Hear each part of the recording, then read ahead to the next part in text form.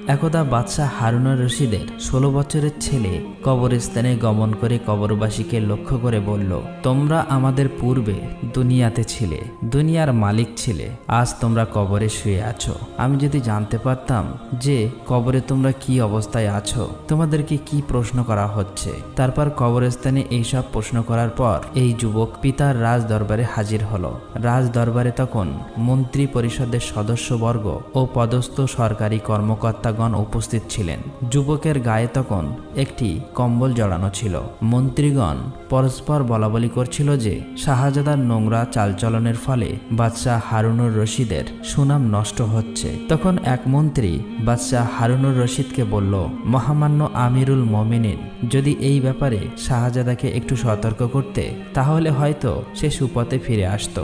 মন্ত্রীদের এই আলোচনা শোনার পর খলিফা বাদশাহ হারুনুর রশিদ তার ছেলেকে ডেকে বলল, বৎস, তোমার নোংরা চালচলন আমাকে অপমান করছে। রীতিমতো এটা নিয়ে সবাই বলাবলি করছে, তাই আমি যা বলি তাই শোনো। বাদশার বক্তব্য শুনে যুবক একটি পাখিকে উদ্দেশ্য করে বলল, তোমার সৃষ্টিকর্তা আল্লাহর শপথ, তুমি আমার হাতে এসে বসো। পাখিটি যুবকের এই কথা শুনে তার হাতে এসে বসলো। তারপর যুবক আবার বলল, তুমি আগে যেখানে বসেছিলে আবার সেই স্থানে চলে যাও। তখন পাখিটি যুবকের আদেশ পালন করলো এবং আগের জায়গায় গিয়ে বসলো।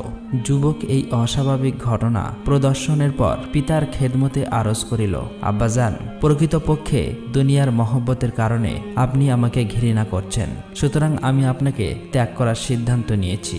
এই ঘটনার পর যুবক একটি কোরআন শরীফ সঙ্গে নিয়ে রাজপ্রাসাদ ত্যাগ করে পথে বের হলেন। তার সঙ্গে শুধু একটি মূল্যবান আংটি ছাড়া সপরে অন্য কিছু সামান ছিল না। অতঃপর সে পথঘাট কিছুই চেনে না, কোথায় যাবে, রাত্রে কোথায় আশ্রয় নিবে, আহারের প্রয়োজন কি হবে কিছুই জানা নেই। সে শুধু এতটুকুই জানে, এই নোংরা দুনিয়ার সকল ভোগবিলাস ত্যাগ করে চিরস্থায়ী আল্লাহকে পেতে হবে। দীর্ঘ সফরের পর যুবক ইরাকের বসরা শহরে উপস্থিত হলেন। হযরত আবু আমির বসরি রহমাতুল্লাহ আলাইহি বলেন, একদিন আমার বাড়িতে একটি দেয়াল ধসে পড়লে আমি সেই দেওয়াল মেরামত করার জন্য একজন কাজের লোকের সন্ধানে পথে বার হয়েছিলাম। তখন এক ব্যক্তি আমাকে এই কাজের ভালো কারিগর হিসাবে এই যুবককে দেখিয়ে দিলেন। আমি দেখতে পেলাম সুডাম দেহি সুদর্শন যুবক পথের পাশে বসে কোরআন শরীফ তেলাওয়াত করতেছে। আমি তার কাছে গিয়ে জিজ্ঞেস করলাম, আসসালামু আলাইকুম, আপনি মজদুর হিসেবে কাজ করবেন? সেই যুবক সঙ্গে সঙ্গে রাজি হয়ে বললেন, কেন করব না, মজদুর করার জন্যই তো আমাদেরকে সৃষ্টি করা হয়েছে। আপনি বলুন আমার দ্বারাই কি খেদমত নিতে চান। আমি তাকে বললাম, একটি দেয়াল নির্মাণ করতে হবে। তখন যুবক দুটি শর্ত দিয়ে বললেন, একদিনের কাজের বিনিময়ে আমাকে 1 দিরহাম ও 1 দানেক অর্থাৎ 1 দিরহামের ষষ্ঠমাংশ দিতে হবে। এর কম হলে চলবে না এবং এর বেশি হলে আমি তা গ্রহণ করব না। আর আজান হলে আমাকে নামাজের জন্য বিরতি দিতে হবে। যুবকের কথাগুলো আমার নিকট খুবই ভালো লাগলো। আমি তার উভয় শর্ত মেনে নিয়ে তাকে কাজে লাগিয়ে দিলাম। তখন যুবক বিলম্ব না করে কাজ শুরু করে দিলেন। কিন্তু সন্ধ্যায় কাজের অবস্থা দেখে আমি বিস্ময়ে হতবাক হয়ে গেলাম। যুবক একাই প্রায় 10 জনের পরিমাণ কাজ সমাধা করে ফেলেছে। তার কাজে সন্তুষ্ট হয়ে আমি তাকে 2 দিরহাম পারিশ্রমিক দিতে চাইলাম, কিন্তু যুবক তার নির্ধারিত পারিশ্রমিকের বেশি নিতে অস্বীকার করলো। পরদিন আমি আবার ওই যুবকের তালাশে গেলাম, কিন্তু কোথাও তার সন্ধান পেলাম না। তখন পাশে থাকা এক ব্যক্তিকে আমি জিজ্ঞেস করলাম, ওই যুবককে কোথায় পাবো? অবশেষে ওই ব্যক্তি আমাকে বলল, ওই যুবক সপ্তাহে শুধু একদিন অর্থাৎ শনিবার কাজ করে। সপ্তাহে অবশিষ্ট দিনগুলোতে তার এই এলাকায় কোথাও দেখা যায় না। এই কথা শোনার পর আমি বাড়ি ফিরলাম। আমি মনের অজান্তেই যুবকের প্রতি একটু দুর্বল হয়ে পড়েছিলাম। তার অপেক্ষায় আমি 1 সপ্তাহ কাজ বন্ধ করে রেখেছিলাম। পরবর্তী সপ্তাহে আমি তার সন্ধানে সেই স্থানে চলে গেলাম। গিয়ে দেখলাম যুবক আবার সেই স্থানে বসে কোরআন শরীফ তেলাওয়াত করতেছে। আমি প্রথমে তাকে সালাম দিলাম। যুবক সালামের উত্তর দিলেন। তারপর আমি তাকে কাজের কথা জিজ্ঞেস করলাম। তিনি উত্তর দিলেন, আগের মতো 2টি শর্ত আছে। বললেন, 1 দিনের কাজের বিনিময়ে আমাকে 1 দিরহাম ও 1 দানেক অর্থাৎ 1 দিরহামের ষষ্ঠমাংশ দিতে হবে। আমি রাজি হয়ে গেলাম। যথাসময়ে আবার তাকে নিয়ে আমি বাড়ি আসলাম এবং কাজ শুরু করলেন। যখন কাজ শুরু হলো, আমি আড়াল হতে যুবকের কাজের পদ্ধতি লক্ষ্য করতেছিলাম। যুবকটি মাটির কাদা হাতে নিয়ে দেয়ালের উপর দিতেই ইটগুলি নিজে নিজেই একের পর এক কাদার উপরে এসে বসে যাচ্ছিল। এই দৃশ্য দেখে আমার চোখ স্থির হয়ে গেল। যুবকটি শান্তভাবে কাজ করে যাচ্ছিল। আল্লাহর কুদরতে তার কাজের অগ্রগতি হচ্ছে অত্যন্ত দ্রুত। আমার স্থির বিশ্বাস হয়ে গেল যে এই যুবক নিশ্চয়ই একজন খাঁটি আল্লাহওয়ালা। কাজ শেষ করে যুবক যখন আমার কাছে এলো তখন আমি তাকে খুশি হয়ে 3টে দেরহাম দিলাম, কিন্তু যুবক 1 দেরহাম ও 1 দানেক নিজের কাছে রেখে বাকি পয়সা ফেরত দিয়ে চলে গেল। আমি আবার তার জন্য 1 সপ্তাহ অপেক্ষা করলাম, কিন্তু নির্দিষ্ট দিন এবং নির্দিষ্ট স্থানে তাকে আর খুঁজে পাওয়া গেল না। অবশেষে পয়সার বিনিময়ে একটি লোক আমাকে সঙ্গে নিয়ে ওই যুবককে খুঁজতে খুঁজতে এক বিরান জঙ্গলের মধ্যে ঢুকে পড়লেন এবং যেতে যেতে আমরা দুজন জঙ্গলের মধ্যে লক্ষ্য করলাম জঙ্গলের ভেতরে শুয়ে পড়া একটা লোককে, এবং আমরা দুজন তার কাছে গিয়ে দেখলাম সেই যুবক খুবই অসুস্থ অবস্থায় পড়ে আছে এবং লক্ষ্য করলাম যুবক একটি ইটের উপর মাথা রেখে ধুলোবালিতে গড়াগড়ি খাচ্ছে। আমি তাকে সালাম করলাম, মনে হলো সে আমার সালাম শুনতে পায়নি। আমি দ্বিতীয়বার সালাম করার পর যুবকটি চোখ খুলে প্রথম দর্শনেই সে আমাকে চিনতে পারলেন। যুবক সালামের জবাব দিলেন। তারপর আমি ব্যস্ত হয়ে তার মাথাটি আমার কোলে টেনে নিলাম, কিন্তু যুবক তার মাথা সরিয়ে নিয়ে আমাকে লক্ষ্য করে একটি আরবি কবিতা পাঠ করলেন। কবিতাটি হলো এরকম, যার বাংলা অর্থ করলে, বন্ধু দুনিয়ার ধোকায় পড়িও না, দুনিয়ার জীবন দ্রুত শেষ হইতেছে। যখন তুমি কোনো কবরস্থানে জানাজার সহযাত্রী হও তখন যেন একবার স্মরণে আসে একদিন আমারও জানাজা এইভাবে ওঠানো হইবে। অতঃপর সে আমাকে বলল, আবু আমের, আমার ইন্তেকালের পর এই পুরাতন কাপড়টি দ্বারা আমার কাফনের ব্যবস্থা করবে। তখন আমি বললাম, আমি নতুন কাপড় দ্বারা তোমার কাফন দিতে চাই। সে জবাব দিল, জীবিত ব্যক্তিরাই নতুন কাপড়ের অধিক হকদার। কাফনের কাপড় পুরাতন হোক চাই নতুন, সকল অবস্থাতেই সেটা বিনষ্ট হয়ে যাবে। মানুষের সঙ্গে শুধু তার আমলেই অবশিষ্ট থাকবে।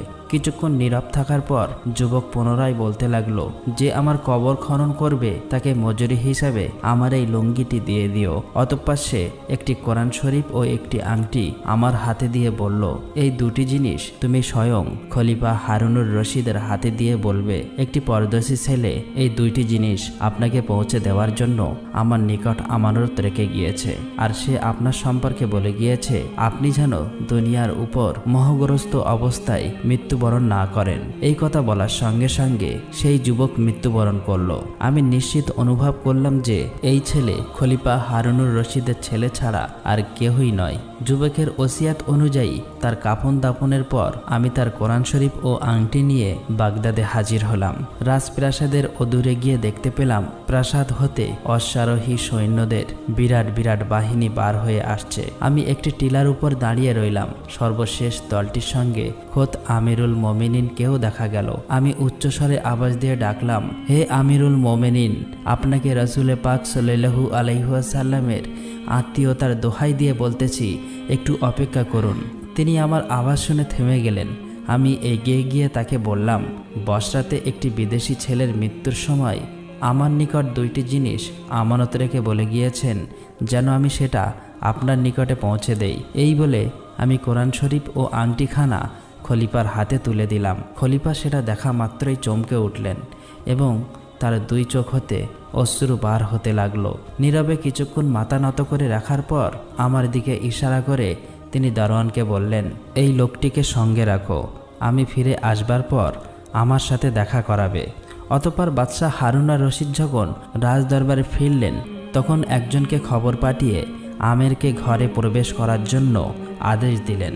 তখন দারোয়ান আমেরকে সতর্ক করে বললেন, খলিফা এখন অত্যন্ত ভারাক্রান্ত, সুতরাং আলোচনা যত সম্ভব সংক্ষেপে করবে। তারপর আমের রাজ দরবারে প্রবেশ করলেন। গিয়ে দেখলেন রাজদরবারের কক্ষে খলিফা একা বসা ছিলেন। তিনি আমাকে একান্ত কাছে নিয়ে বসালেন। খলিফার চোখে মুখে শোকের ছায়া সুস্পষ্ট। কান্না বিজড়িত কণ্ঠে তিনি আমাকে জিজ্ঞেস করলেন, তুমি আমার ছেলেকে চিনতে? আমি বললাম, জি হ্যাঁ, আমি তাকে চিনতাম। তখন খলিফা আমাকে জিজ্ঞেস করলো, সে কি কাজ করত? আমি বললাম, সে রাজমিস্ত্রির কাজ করত। খলিফা আবারও জিজ্ঞেস করলেন, তুমি কি তাকে দিয়ে কোনো কাজ করিয়েছ? তখন আমি বললাম, জি হ্যাঁ, আমিও তাকে দিয়ে কাজ করিয়েছি। খলিফা অত্যন্ত মর্মাহত হয়ে বললেন, তোমার কি একবারও খেয়াল হলো না যে নবী করিম সাল্লাল্লাহু আলাইহি ওয়াসাল্লামের সঙ্গে তার আত্মীয়তা ছিল? খলিফা হারুন আর রশিদ নবী করিম সাল্লাল্লাহু আলাইহি ওয়াসাল্লামের চাচা হজরত আব্বাস রাদিয়াল্লাহু তাআলা আনহের বংশধর ছিলেন। আমি অনুশোচনায় দগ্ধ হয়ে বললাম, হে আমিরুল মোমিনিন, তখন এই ব্যাপারে আমার কিছুই জানা ছিল না। ইন্তেকালের পরেই আমি তার পরিচয় পাই। খলিফা পুনরায় জিজ্ঞেস করলেন, তুমি কি নিজ হাতে তার গোসল দিয়েছ? আমি বললাম, জি, আমি নিজ হাতেই তার গোসল দিয়েছি। এই কথা শোনার সঙ্গে সঙ্গে খলিফা আমার হাত নিয়ে তার বুকে চেপে ধরলেন। চোখের পানিতে তার বুক ভিজে গেল।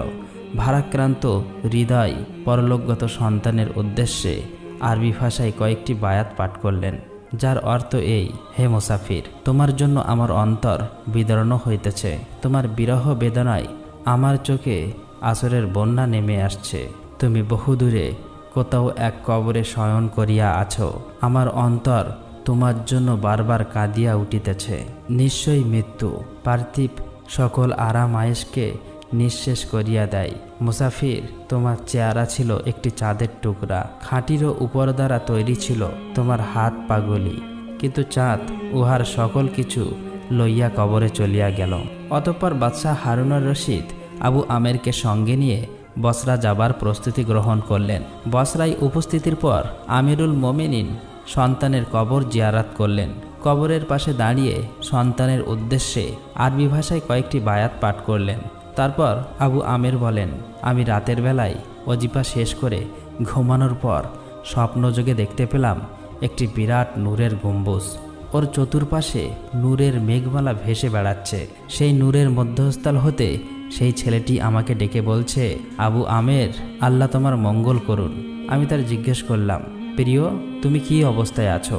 তোমার সঙ্গে কি ধরনের আচরণ করা হচ্ছে? সে বলল, আমি এমন মাওলার নিকট এসেছি যিনি অত্যন্ত দয়ালু এবং আমার উপর সন্তুষ্ট। আমার মালিক আমাকে এমন বস্তু দান করেছেন যা কোনো চোখ কোনো দিনই দেখেনি, কোনো কান ওর নাম শুনেনি এবং কোনো মানুষ ওর কল্পনা করতেও পারবে না।